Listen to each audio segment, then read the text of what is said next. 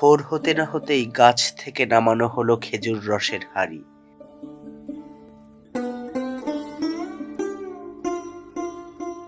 আমরাও এক গ্লাস করে খেয়ে নিলাম। হাঁড়ি থেকে ছেঁকে রস ঢালা হয় পাত্রে। এরপর বিরামহীন জাল, ভেসে ওঠা ফেনা ছেঁকে ফেলা হয়। অর্ধেক জাল হয়ে যাওয়ার পর তুলে রাখা হয় ঝোলা গুড়।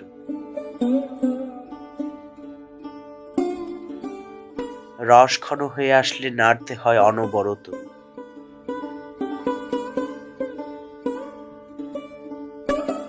কয়েক ফোঁটা তরল গুড় পানিতে ঢেলে দেখা হয় পাটালি তৈরির জন্য প্রস্তুত হয়েছে কিনা।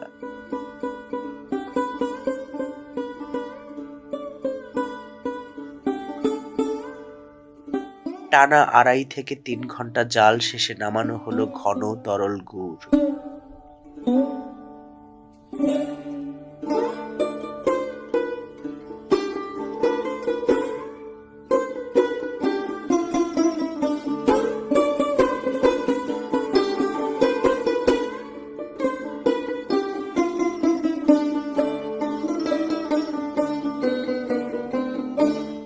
এখান থেকে অর্ধেকটা তরল আলাদা করে রাখতে হয়।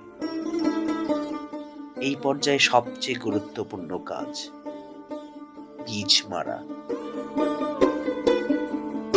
ঘন তরল গুড়কে ঘষে ঘষে সাদা ক্রিম তৈরি করার প্রক্রিয়াকে বলে বীজ মারা।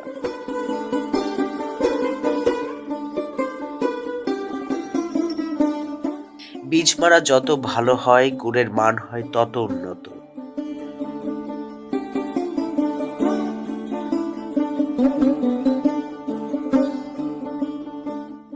এরপর বীজবিহীন গুড়ের সাথে মেশানো হয় বীজ মারা ঘন সাদা গুড়।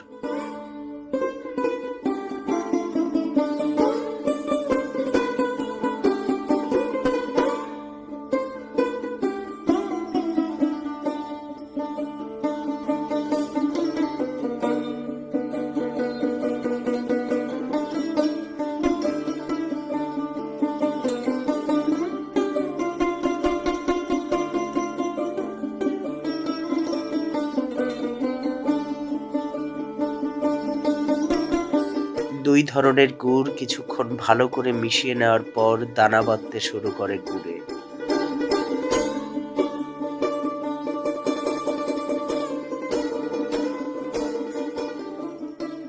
পাটালি আকৃতির মাটির ছাঁচ পাশাপাশি বসিয়ে তার ওপর বিছিয়ে দেওয়া হয় পাতলা কাপড়।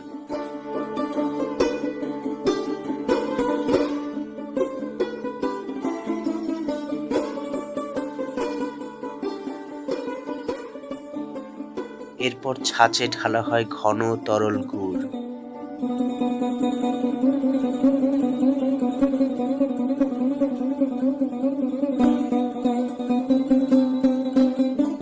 বেঁচে যাওয়া গুড় উপর দিয়ে গেঁথে দিলে সুন্দর আকৃতি পায় পাটালি।